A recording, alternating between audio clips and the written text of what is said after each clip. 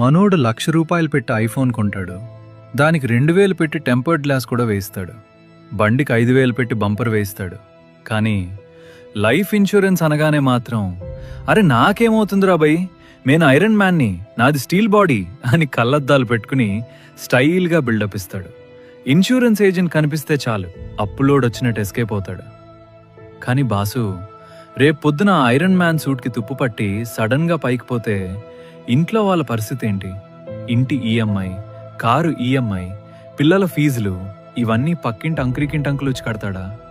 గీతలు పడితే మార్చుకోవడానికి మన లైఫ్ ఏమైనా స్క్రీన్ గార్డ్ అనుకున్నావా? ఇన్సూరెన్స్ తీసుకోవడం అంటే రేపేదో అయిపోతుందని భయపడటం కాదు. నేనున్నా లేకున్నా నా ఫ్యామిలీ రాజుల్లా బ్రతకాలి అనిచ్చే భరోసా. మీరు వీకెండ్లో తినే పిజ్జా రేట్ కన్నా ఒక మంచి టర్మ్ ఇన్సూరెన్స్ ప్రీమియం చాలా తక్కువ. ముందు మీ ఫ్యామిలీకి ఒక సెక్యూరిటీ ఇవ్వండి, ఆ తర్వాతే స్టైల్ కొట్టండి.